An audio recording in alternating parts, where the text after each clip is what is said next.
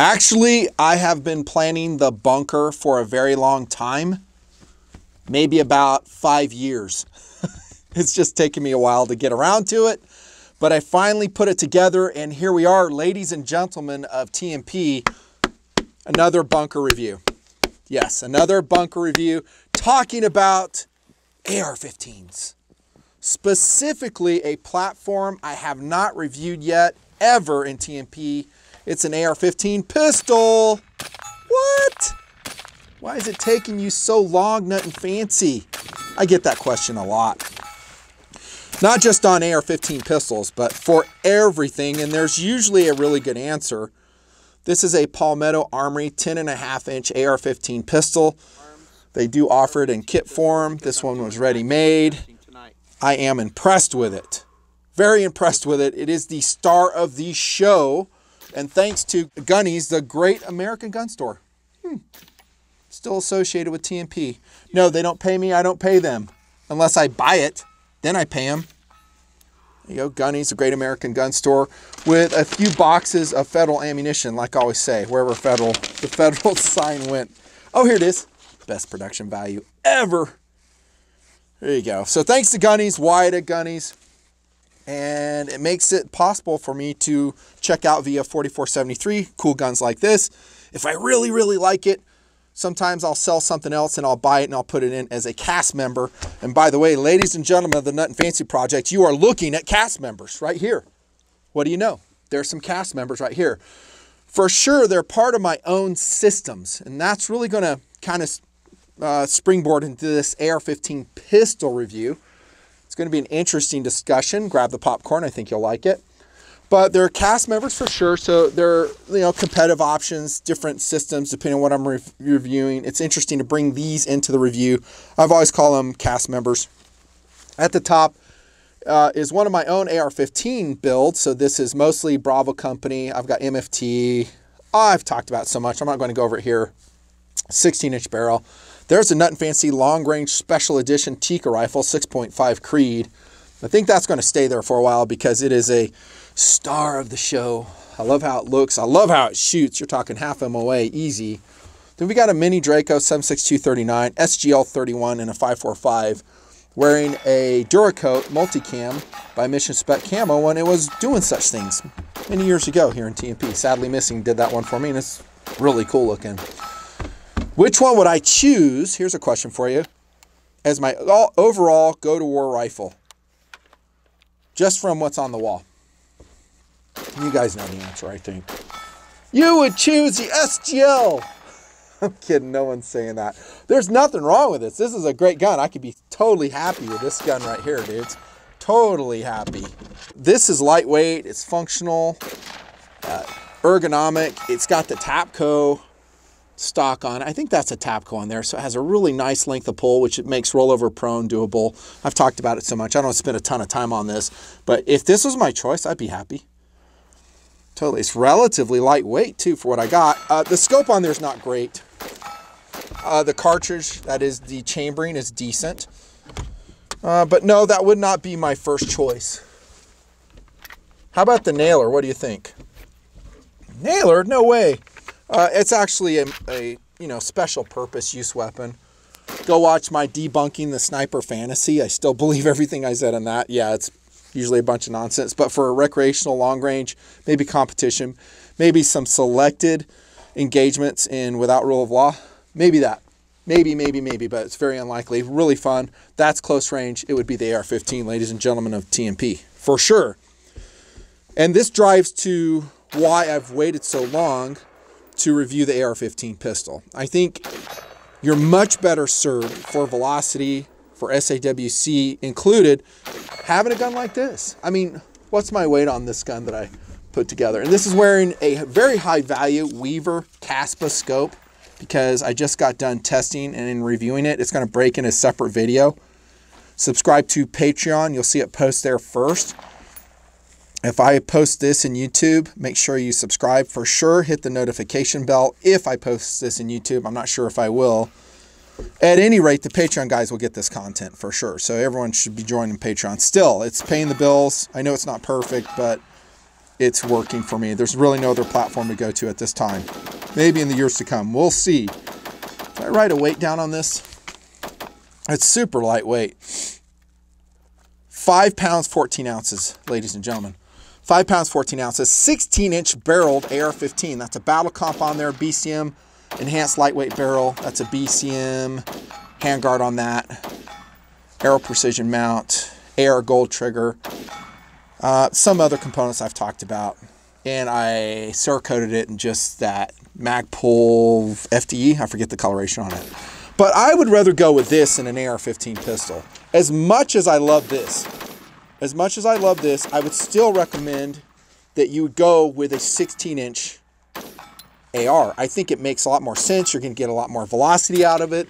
I'm going to roll in some shooting footage of AR-15s as we talk about this, mostly the Palmetto for sure.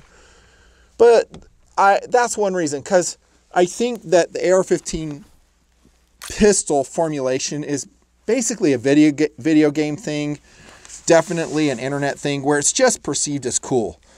You know, and guys, they saw, and I've shown in the project before, like a Mark 18 Mod 0 replica. That's like a short-barreled Colt. Had a friend had one of those and ran it on camera, and everyone went crazy, like, oh, that's so cool. And I think that's where it really lies with a lot of guys. They're like, oh, it's just cool. I like it. You know, it's a second cool thing having a short-barreled AR. Practically speaking, if we're talking honestly about philosophy of use, you're better served with a 16-inch barrel. Less blast, more velocity. And these are pistols, and they're legal to shoot from the shoulder, but who knows how the legalities will change. That's going to be legal longer. I'll just throw that out there. I know it's all stupid for sure, but that's just kind of the realities we're dealing with right now. So to answer the question, that's why I kind of drug my feet. I really wanted to sell the 16-inch, and I'll still do so. That being said, I'm really stoked about this Palmetto. And I am totally happy it shot so well. So well. Be careful the information sources you select on the internet. I'm just going to say that. And I've said it in so many words over and over again, because there's a lot of negativity on Palmetto and all their platforms, and a lot of it comes from tactical elitists. You know, they've paid $2,000 for a DI gas gun, and so when Palmetto comes out with something, they're inclined to just say it's crap. It's a hobby AR-15. And that's like the insulting comment that was, you know, purported years ago, and people still say, well, it's a hobby AR-15. It's good for, you know, popping watermelons and stuff like that, but I'd never trust my life to it. I don't agree with most of that, and I just get my own data. I just go out and shoot hundreds and hundreds of rounds in different conditions out in the desert. You're going to see the footage of us doing that with this gun, and I come up with my own opinions. And like I've been doing lately, I come out of the desert after testing this Palmetto AR-15 pistol, and I click around the internet, and there is some negative stuff about it for sure. There's also some real positive stuff too, especially on Palmetto's site. And no, I don't think they call it out there. I think it's honest, I think. But just be careful of your information sources. I just do the best I can, being honest with you guys. I'm very consistent in my philosophy, my approach to systems, what works, both for my law enforcement officers, for my military members, and my responsible civilian sheepdogs. Mostly the latter, you guys right there. So I'll just lead off with this right now. Just buy one. There I am. I'm going backwards here in the bunker. Usually I wait to the end of the video to tell you if I'd buy it.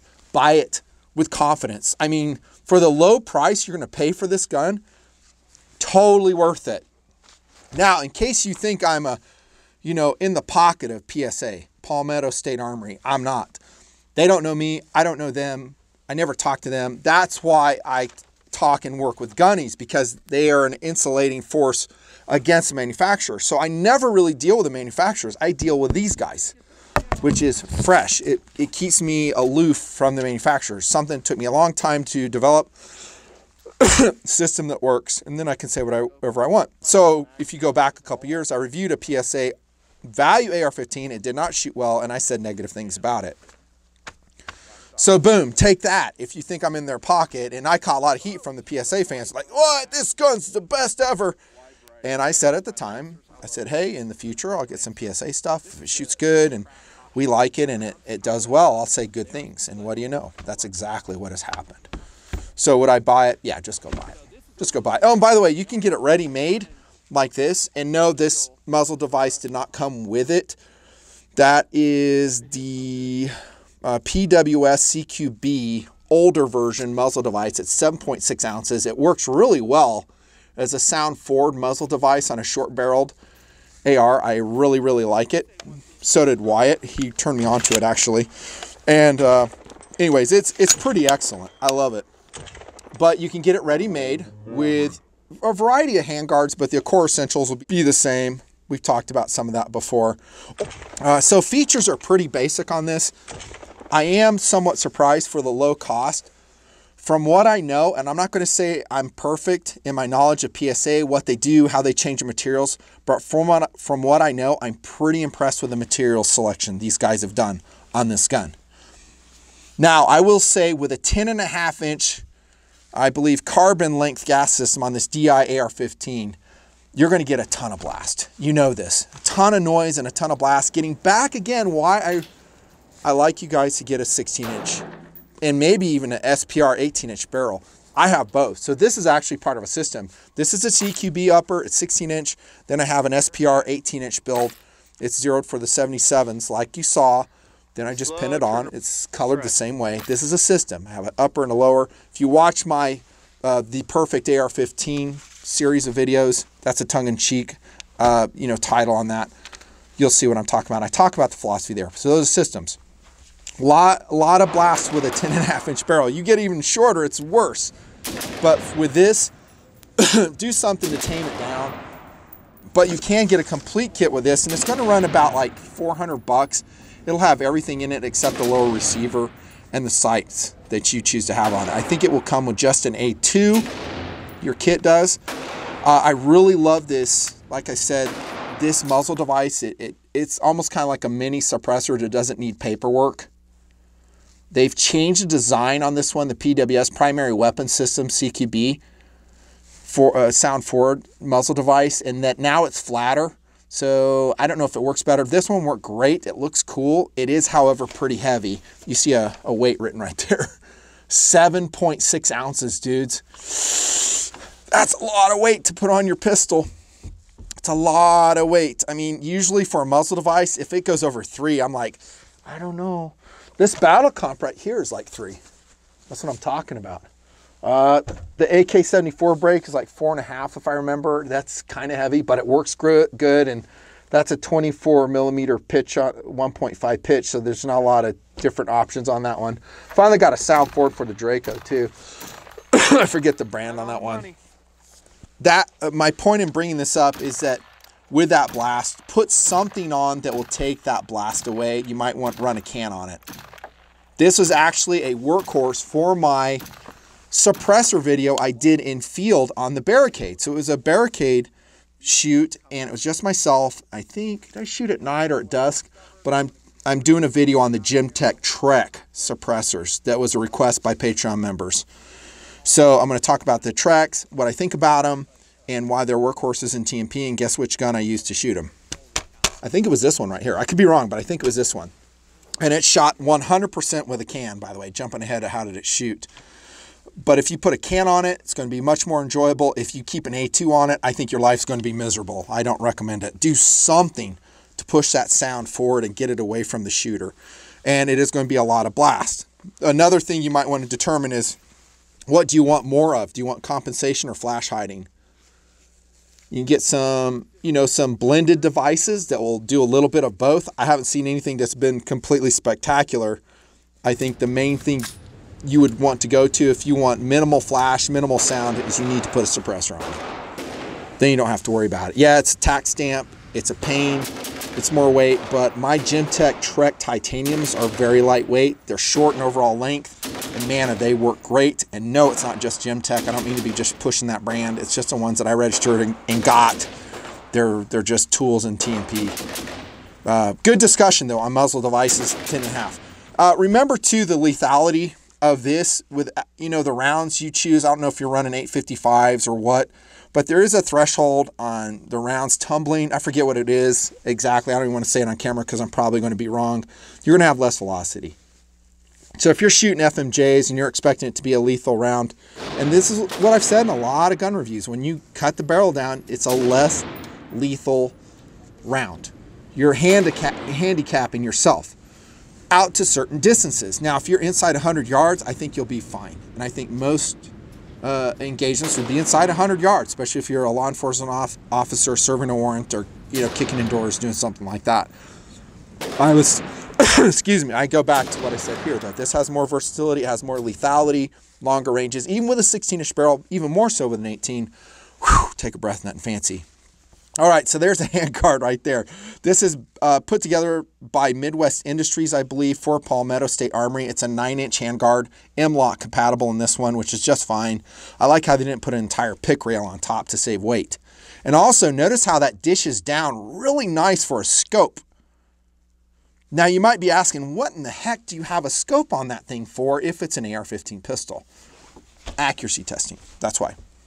I don't think your primary optic would be a high power scope like this. You might go with a 1-6, maybe a 1-8. That would be a great choice for this gun. Really great choice. So you get like true 1 power. 1.5 would be fine. That clasp up here, I think, is a 1.5. I'd put that scope on here. Awesome. But that's why. And this is I think a Night Force mount that I have on this. It's just a Buckmaster's workhorse scope on here. But back to the handguard, look how cool that is. Dishes down, highly ventilated, milled out, super slim. I mean, the handguards nowadays are just so outstanding. Lightweight. The finish matches the 70-75 upper and lower on here. And the upper and lower will change. I mean, they're going to be good. They're forged. That's all you need to know. You can see the forge marking here. At least the upper, I saw it somewhere around there. You might be able to see it in the lights, which are blinding, by the way. So not much to say about this section right here. And I'm talking if you bought a complete gun so you'd have an upper. I think what most of you guys would do is buy a kit and just put it on whatever you got. Okay, so I'm kind of talking about the full kit if you buy it, to include the trigger, and it has everything except the serial numbered and registered lower receiver. Maybe you go with an 80% on that one, and maybe you have them already. Awesome. Now, I can't say for sure if this trigger is a Palmetto State trigger, but it pulls pretty good. This one's good. I don't know if, and I should have asked Wyatt, but I forgot. It's a little bit lighter than a mil spec. Really, really clean, actually. It's not a match trigger. I mean, definitely not. I'd say probably about 6.5 pounds, so a little bit lighter. There's hard chroming on this one too. We got a mag pull enlarged winter guard here in the trigger guard. The regular AR-15 controls are present to include the forward assist, standard mil spec features, dust cover, stuff right here. Again, if you buy the complete rifle. Go to Gunnies, by the way. MOE grip, I absolutely love. Still, one of my all-time favorites. Hand filling.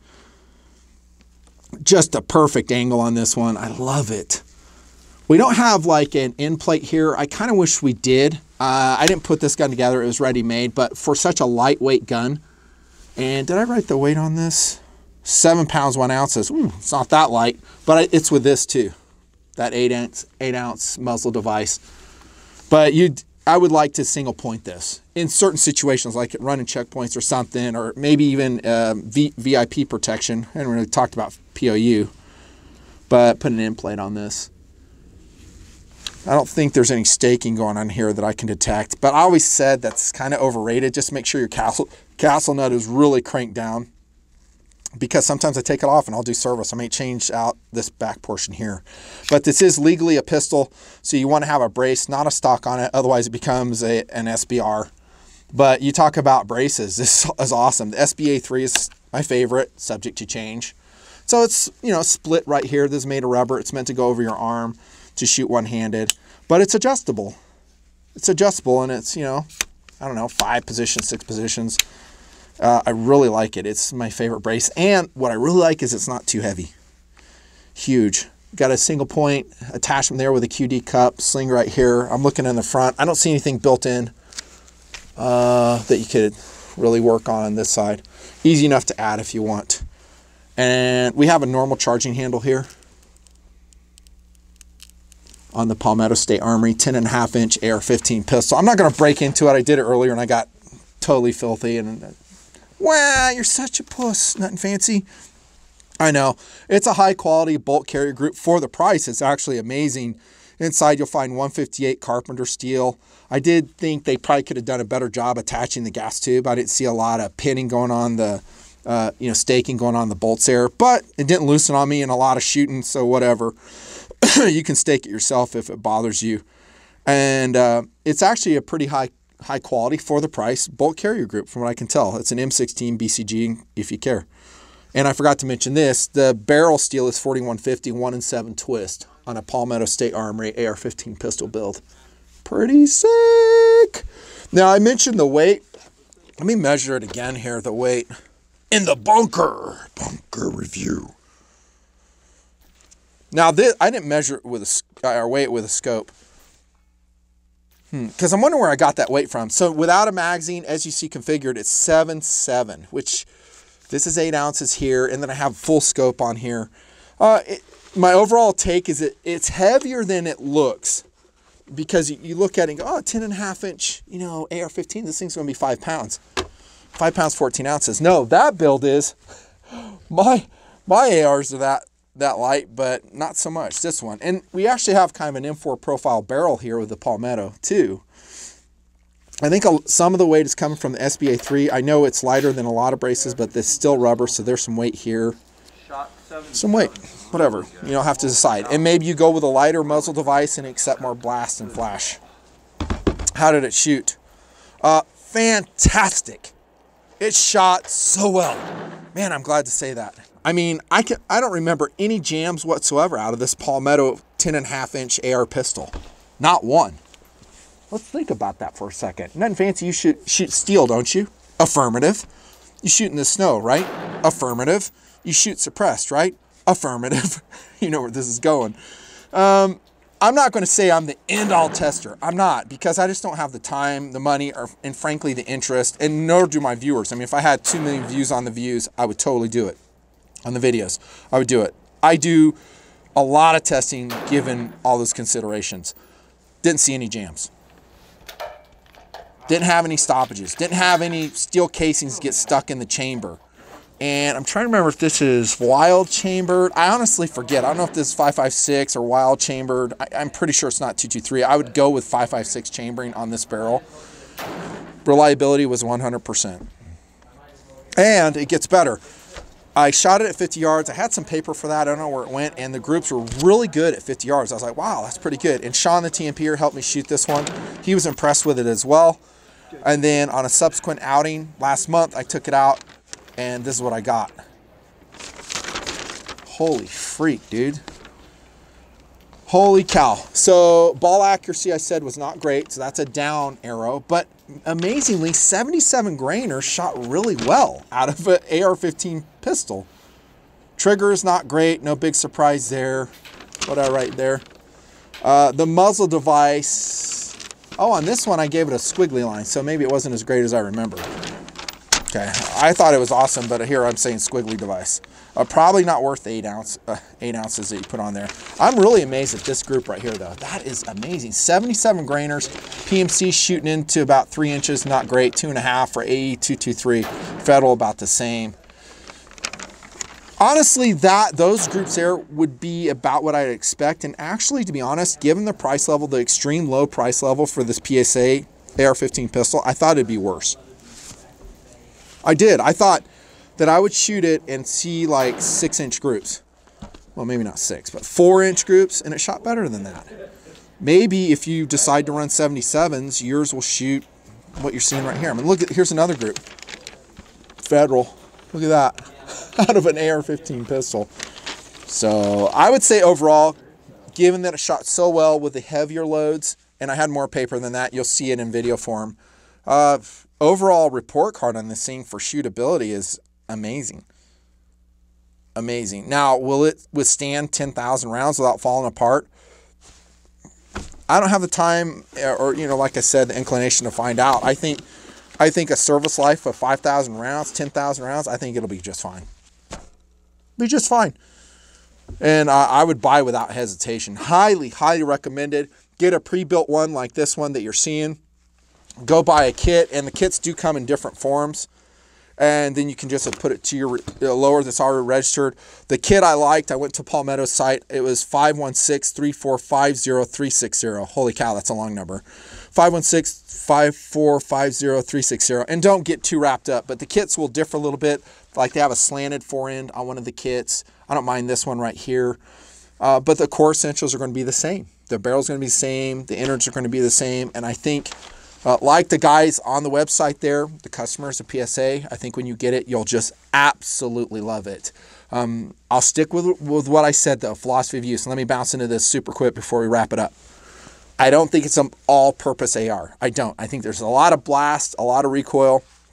Not recoil, I'm sorry. A lot of blast that you're going to have to deal with. A lot of noise is what I meant to say. With an AR pistol, especially the 7-inchers, the 10.5s, it's just so much. And I always ask why. Why do you need a gun with such short overall length? I'll stick with that. Even though I love this one, I'll still stick with that. I think you're better served with this. So if you have a 16-inch barreled AR, run with it. Now, if you raise the second cool flag and you go, I love how it looks, I like how short it is, and maybe in close quarters it's going to swing better, I think that's way overplayed. This is very compact in close quarters. Okay, second cool flag, rock on. Rock on. But this would not be my first choice for a go-to-war AR. Just being real. It wouldn't. It's going to be this. I said that at the outset. And I want to push pin an 18-inch SPR on there, and then we'll take care of business. Then I can range out to 600 yards of that. Well, maybe not me, but a good shooter could. A good shooter could range out further. That being said, philosophy of use, your go-to AR, I guess if you say, hey, I want to keep the engagements close, I don't mind the noise, the blast, then okay, rock on. It is obviously accurate enough, reliable enough, and it's definitely compact enough. You could put this in a bunch of very discreet carry systems where it would not be noticed at all. Well, once you dump the scope. Again, just on for accuracy, pretty much. I love it. Good job, PSA. Another round of applause, PSA, ladies and gentlemen of TMP. All right, all right, all right. So thanks for Patreon. Make sure you subscribe. Thanks for watching. More bunker reviews on the way. See ya.